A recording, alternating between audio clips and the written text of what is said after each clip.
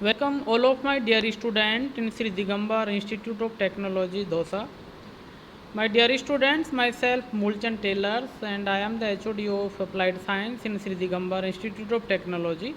I will teach you human values and this is our 10th video lectures on happiness and prosperity.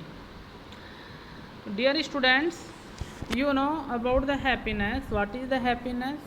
It is the very easiest features and the uh, features and definition of the happiness when we acquires according to our needs and we feel joyness. This is the state of happiness, and when we feel lackness of any material things, the times we feel unhappiness and sorrow. This is the state of mind unhappiness. So first of all हम इसके बारे में जानेंगे कि प्रसन्नता क्या चीज़ है. Happiness may be defined as being in harmony synergy in the state situation that I live in. जिस स्थिति में मैं हूँ, जीवन जी रहा हूँ, उस स्थिति के अंदर मैं अपने आप को समरसतापूर्वक और खुशी महसूस करता हूँ, तो ऐसी स्थिति को हम हार्मनी बोलते हैं, हैप्पीनेस बोलते हैं. Being in a state of disharmony or contradictions is unhappiness. मतलब इसका तात्पर्य यह था कि किसी चीज़ की हमारे पास में कमी है जबकि उसकी आवश्यकता हमें बहुत ज़्यादा है. ऐसी स्थिति में या ऐसे हालात या स्थिति को हम अनहैप्पीनेस की स्थिति कहेंगे, या विरोधाभास की स्थिति जो होती है वो अनहैप्पीनेस की स्थिति होती है. नेक्स्ट है happiness is a state of mind और फीलिंग. ये किसकी स्थिति है? हमारे दिमाग की स्थिति है. जब क्योंकि जो मैं होता है उस मैं is related to the intellectual power. ये बौद्धिक शक्ति से जुड़ा हुआ है. इसे पता होता है कि बॉडी के लिए कौन सी वस्तु की कमी है या इसके पास में उपलब्धता है. तो ये कहाँ से शुरू होती है? हमारे मस्तिष्क से शुरू होती है, हमारे विचारों से शुरू होती है. Characterized by contentment, love, satisfaction, pleasures or joy, happiness consists of positive emotions and positive activities. इसका मतलब है कि प्रसन्नता की या खुशी की जो विशेषताएं है वो मनुष्य की संतुष्टि पर है, उसके प्रेम पर है, उसकी खुशी या फिर प्रसन्नता बोल दीजिए कि उसके ऊपर ये टिकी हुई है. Consist of positive emotions and positive activity.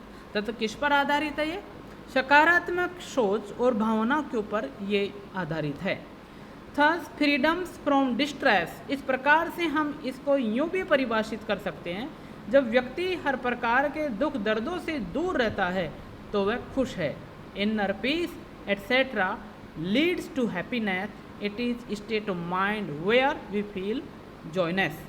ये मस्तिष्क की एक ऐसी स्थिति है जहाँ पर हम खुशी महसूस करते हैं. जब हम हर प्रकार के दुख दर्दों से दूर होते हैं तो हमारी अंतरात्मा के अंदर एक खुशी झलकती है. ये हैप्पीनेस होती है. नेक्स्ट है the prosperity is related to material things. अच्छा, हैप्पीनेस और प्रॉस्पेरिटी में कोई ज़्यादा अंतर नहीं है, ये थोड़ा माइनर डिफरेंस लिए हुए हैं. प्रॉस्पेरिटी या फिजिकल फैसिलिटीज उसको बोलते हैं जब व्यक्ति के पास में भौतिक संसाधनों की कमी नहीं है, उसकी बराबर पूर्ति है, तो वह प्रॉस्पेरिटी या समृद्धशीलता की ओर इंगित करता है. Clothes, food, car, TV, mobile etcetera are used by humans. जो चीज़ें मनुष्य के द्वारा उपयोग में ली जाती है वे सारी चीज़ें समृद्धशीलता के अंदर आती है. इस प्रकार से जो आवश्यकताओं की पूर्ति है समय समय पर यदि इंसान की होती रहती है तो वह अपने आप को समृद्धशील महसूस करता है.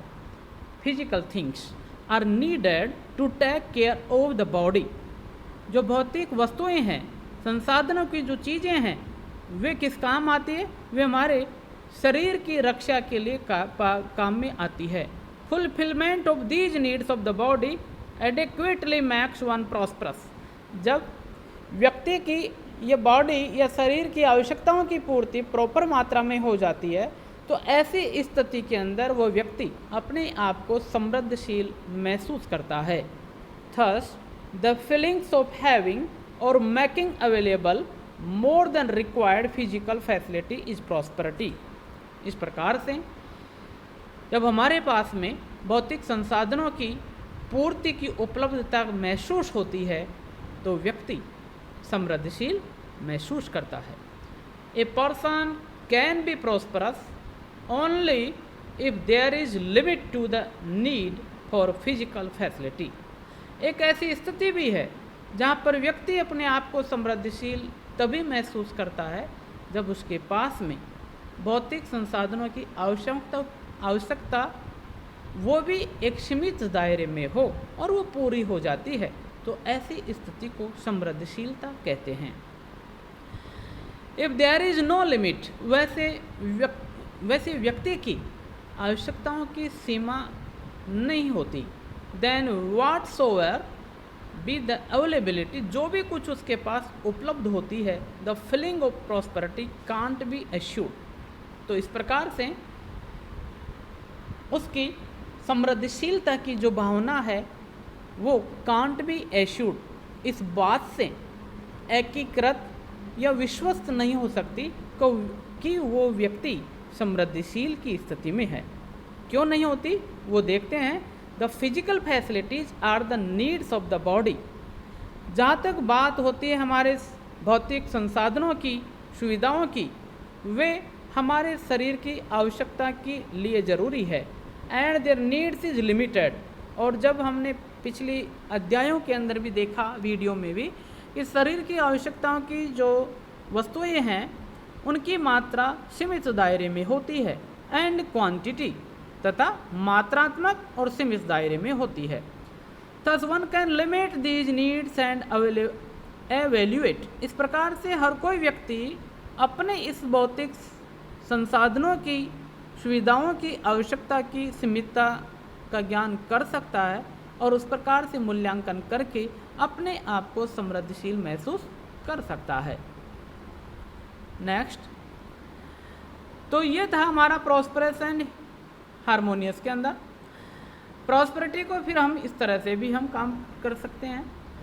Peoples are busy accumulating wealth. लेकिन आज का जो व्यक्ति है बहुत ज़्यादा व्यस्त हो गया है, आर्थिक या भौतिक संसाधनों को जुटाने में लगा हुआ है, बट डोंट फील प्रॉस्परस। पूरी जिंदगी भर तक अपने संसाधनों को जुटाने में व्यतीत कर देता है लेकिन कभी भी समृद्धशील महसूस नहीं करता। दिस इज क्यों नहीं करता? Because they don't identify there needs. क्योंकि उन्हें पहचान ही नहीं है कि वास्तविक उनकी आवश्यकता क्या है। And hands no matter how much they have. और यहाँ पर यह भी विचारणीय बात नहीं है कि उनके पास कितना है कितना नहीं है। It is always less. वह हमेशा कमी महसूस करता है। And feel deprived. और अपने आप को क्या करता है? वंचित पाता है कि मेरे पास कुछ भी नहीं है। पीपल आर डायरेक्टली और indirectly depends on nature for all physical facilities. व्यक्ति के पास में चाहे सभी प्रकार की भौतिक सुविधाएं क्यों न हो, लेकिन फिर भी वो प्रत्यक्ष और अप्रत्यक्ष तौर से प्रकृति के ऊपर आश्रित तो है ही। The continuity of prosperity can be ensured only if production systems are in harmony. हाँ, एक ऐसी स्थिति पर है जो व्यक्ति लगातार सतत अपने आप को समृद्धिशील तभी महसूस कर सकता है जब वह प्रकृति से संबंध या नाता रखे तथा समय समय पर जो भी आवश्यकता मेरी है वैसी प्रकृति की भी होती है उसका भी ख्याल करें। इसका तात्पर्य यह है, the use of natural resources need to be done in renewable manner. कि जो भी हमने प्राकृतिक संसाधनों का उपयोग में लिया अपने आवश्यकता की पूर्ति हेतु, प्रकृति से हमने जो भी चीज़ें ली उसके बदले में हम उसकी देखभाल करें तथा उसको उस काबिल फिर से तैयार करें कि भविष्य के अंदर मुझे या मेरी आने वाली पीढ़ी के लिए भी इसकी ज़रूरत होगी।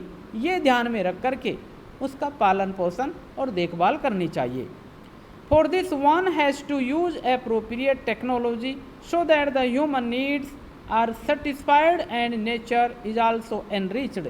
इस प्रकार से इन बातों को ध्यान में रखते हुए हमें ऐसी उपयुक्त तकनीकी का आविष्कार करना चाहिए ताकि बराबर मात्रा में मनुष्य की आवश्यकताओं की पूर्ति भी होती जाए और वह संतुष्ट भी बना रहे तथा प्रकृति भी फले फूले। For example, there is need of food for the body if the farming method is such that it retains. और जैसे हमारे शरीर को भोजन की आवश्यकता होती है और वो भोजन हमें कहाँ से प्राप्त होता है? खेत खलिहानों से, फसलों के माध्यम से। यदि हम ऐसी तकनीकी का इस्तेमाल करें ताकि भूमि की उपजाऊपन या उसकी उत्पादकता में कमी भी न आए और हमें बराबर मात्रा के अंदर उत्पादन भी प्राप्त होता जाए। We are trying to achieve happiness and prosperity by maximising accumulation. लेकिन आज वर्तमान समय में हम लगातार इसी चीज़ के लिए प्रयासरत रहते हैं कि हम खुश और समृद्धिशीलता तभी हासिल करेंगे जब ज़्यादा से ज़्यादा हमारे पास में भौतिक संसाधनों की उपलब्धता होगी। तो यही हमारे अंदर सबसे बड़ी कमी है। For prosperity two things are required, लेकिन समृद्धिशीलता के लिए दो चीज़ों की ज़रूरत होती है। पहला, identification of the required quantity of physical facilities and ensuring availability production of more than required physical facilities. पहले हम पहचान करें कि वास्तविक मात्रा में मुझे कितनी भौतिक संसाधनों की या ज़रूरतों की आवश्यकता पड़ेगी, क्या उनमें मेरे पास में कुछ उपलब्ध है या नहीं है। तभी जाकर के हम अपने आप को समृद्धिशील महसूस कर पाएंगे। प्रॉस्पेरिटी एंड वेल्थ, अब इनके बारे में क्या ख्याल है? समृद्धिशीलता और धन संपदा। आज इतना ज़्यादा व्यक्ति धन संपदा के बारे में उत्सुक हो गया है कि उसे न तो दिन का मालूम और न रात्रि का पता। Prosperity is a feeling of having more than required physical facilities, it is not just physical facilities. समृद्धिशीलता, आज का व्यक्ति इस बात को महसूस करता है कि उसके पास में एक से कहीं ज़्यादा भौतिक संसाधनों की उपलब्धता हो, लेकिन it is not just physical facilities. धन संपदा एक भौतिक वस्तु नहीं है। Wealth is a physical thing, it means having money. धन संपदा एक भौतिक वस्तु है। कैसे? इसका तात्पर्य उसके पास पैसा है, मौजूद में है, उसको हाथ लगा सकता है। या having lot of physical facilities or both, whereas prosperity is a feelings of having wealth more than required. या फिर यूँ कह सकें कि उसके पास में भौतिक संसाधनों या सुविधाओं की कोई कमी नहीं है। और यहाँ पर both, whereas prosperity is a feeling of having wealth, भौतिक संसाधनों के साथ साथ उसके पास में धन संपदा भी अकूत मात्रा में है, तो वो समृद्धिशीलता महसूस करता है। People are busy accumulating wealth, आज का व्यक्ति धन संपदा को एकत्रित करने में व्यस्त है, but they don't feel prosperous, लेकिन पूरी ज़िंदगी निकल जाती है, कभी भी वो समृद्धिशील महसूस नहीं करता। This is because they don't identify there needs correctly, कारण कि वो सही मात्रा में अपनी आवश्यकताओं की पहचान ही नहीं कर पाते। Present visions of happy and prosperous life, वर्तमान में हमारा क्या सीनेरियो है वो देखते हैं। Where we do stand today, कहाँ खड़े हैं हम। We are trying to achieve happiness and prosperity by maximising accumulation and consumption of physical facilities. आज हम सतत प्रयासरत हैं ज़्यादा से ज़्यादा खुशी और समृद्धिशीलता हमें प्राप्त नसीब होती रहे, and consumption of physical facilities, तथा भौतिक सुख सुविधाओं का हम पर्याप्त मात्रा में गुणात्मक तौर से उनका उपभोग करते रहें। It is becoming anti ecological and anti peoples, यही धारणा व्यक्ति की एंटी इकोलॉजिकल मतलब हमारे पर्यावरण विरुद्ध है और मानवीय विरुद्ध है। हम किसी पर्यावरण और न व्यक्ति का ध्यान नहीं रखते कि मेरी इस सुख सुविधाओं के पीछे किसी को ठेस या नुकसान तो नहीं पहुंच रहा है, ये कभी भी मैं महसूस नहीं करता। Threatening the human survival itself, और हम हमारी इसी सोच की वजह से आज हम अपने जीवन के लिए एक चेतावनी या एक चैलेंजेस वाला माहौल तैयार कर लिया है। At the level of individuals, व्यक्तिगत तौर पे मेरा क्या कर्तव्य और जिम्मेदारी बनती है। राइजिंग प्रॉब्लम्स ऑफ डिप्रेशन, क्या हो रहा है, हर कोई व्यक्ति आज बेचैन की स्थिति में, साइकोलॉजिकल डिसऑर्डर, मनोचिकित्सा या मनोवैज्ञानिक या मनोदशा उसका खराब हो गया है। Suicides, stress, insecurity, health problems, ये ही स्थितियाँ हैं। At the level of family, breaking of joint family, mistrust and insecurity in relationship, divorce, legal sheets, क्योंकि कहीं ध्यान ही नहीं है। राइट अंडरस्टैंडिंग की जहाँ से कमी हो गई, ये सारी आपदाएं, विषम परिस्थितियाँ हम मनुष्य के सामने एक सुरसा की तरह मुंह फैलाए खड़ी होती है। At the level of society, terrorism, casteism, war between nation, fears of nuclear and genetic warfares. These are the broad levels when we lackness of happiness and when we lackness of right understanding, we feel a very problems and calamities like the present scenario. India's and many more the countries face to the broadness of the China's, no, विस्तारवादी नीति की वजह से आज भारत की जैसे और भी देश चीन से लगातार दुखी हैं। क्यों? क्योंकि ये सोच की कमी हो गई है। At the level of nature, global warming, water, soil, air, noise pollution, resources, depletion of minerals and oil, loss of fertility of soil. ये क्या हुआ कि यहाँ पर हमने प्रकृति के साथ भी खिलवाड़, उसको भी हमने कभी नहीं बख्शा। क्या हो रहा है? ग्लोबल वार्मिंग, तापमान में वृद्धि हो रही है। वाटर, पानी का लेवल है ही नहीं, मिट्टी का उपजाऊपन खराब हो गया, खनिज लवणों की इतनी ज़्यादा भरमार, केमिकल्स की वजह से जो खनिज लवण हमारी नेचुरल तौर से, प्रकृति के तौर से जमी पर खेती के लिए प्राप्त मिलते थे, वे सब नष्ट हो गए हैं। एयर, शुद्ध हवा नहीं है। नॉइज़ पॉल्यूशन बहुत ज़्यादा बढ़ गया है। रिसोर्स डिप्लेशन ऑफ मिनरल्स, तथा जहाँ मालूम लगा कि यहाँ पर मिनरल्स की मात्रा खूब है तो हमने उन्हीं को नोच डाला। Loss of fertility of soil, और इन्हीं केमिकल्स का सबसे ज़्यादा उपयोग करते हुए हमने भूमि की उपजाऊपन को खराब कर दिया है। इस प्रकार से basic requirement for fulfilment of aspirations of every human beings, सबसे आधारभूत जो व्यक्ति की इच्छित वस्तु है वो ये चीज़ है कि हमें physical facility such as food, clothing, shelter and implements, इनके बारे में ढंग से समझना चाहिए कि मुझे पर्याप्त मात्रा में कितनी चीज़ की आवश्यकता है, उसी के अनुरूप ये कार्य करना चाहिए। तभी जा कर के प्रकृति के साथ में उसका रिलेशन बाइंड अप होता है। रिलेशनशिप विथ अदर ह्यूमंस, प्रकृति के साथ साथ ही हमें अपने जैसे लोगों के बारे में भी ख्याल करना चाहिए। Find out whether the miseries are due to lack of physical facilities, हमें इन चीज़ों की खोज करना चाहिए कि कहीं कोई भौतिक सुविधाओं की कमी से कुछ गड़बड़ तो नहीं है, या फिर लैक ऑफ रिलेशनशिप, या हमारे संबंधों की कमी की वजह से कोई परेशानी तो नहीं हुई है। One need to explore in family situation first, सबसे पहले उन सभी लोगों को अपने परिवार के स्तर पर इन चीज़ों का खोज करना चाहिए।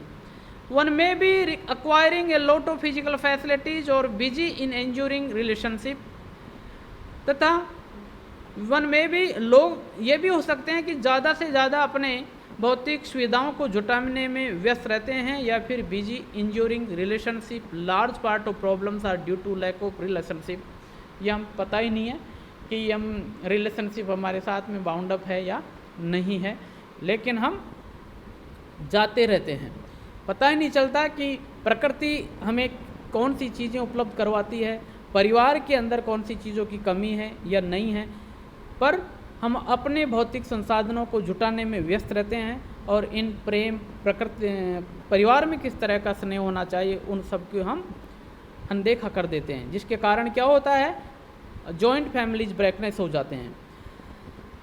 As efforts and attention is focused on earning more and more physical facilities, सबसे ज़्यादा लोगों का ध्यान ज़्यादा से ज़्यादा भौतिक संसाधनों को जुटाने में व्यस्त है। One may be able to decide need for physical facilities by right understanding and may also be प्लीजरनेस।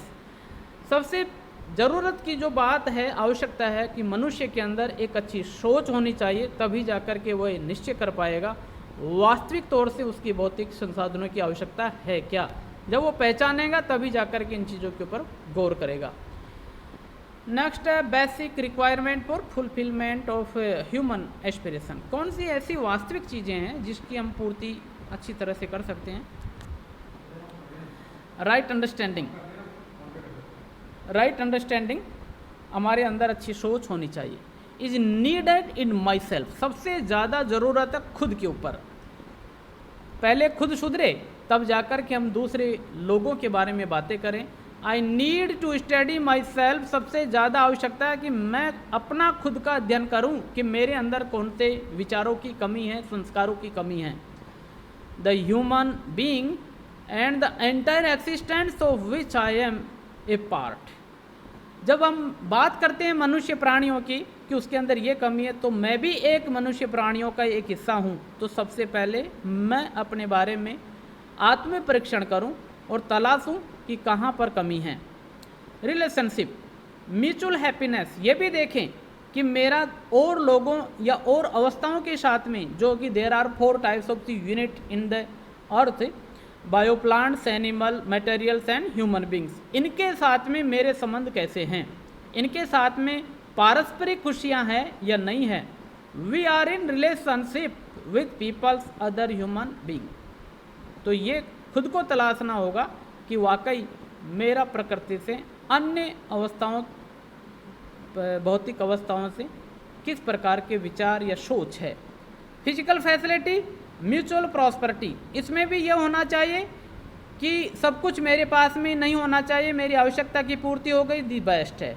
उसी तरह से मैं देखूं परिवार के अन्य सदस्यों की आवश्यकता की पूर्ति बराबर मात्रा में हो रही है या नहीं है, या फिर मेरे पड़ोसियों के साथ में कोई दिक्कत तो नहीं है, तभी जाकर के पारस्परिक समृद्धशीलता हमारे अंदर पैदा होती है। ओके, इस तरह से थैंक यू वेरी मच।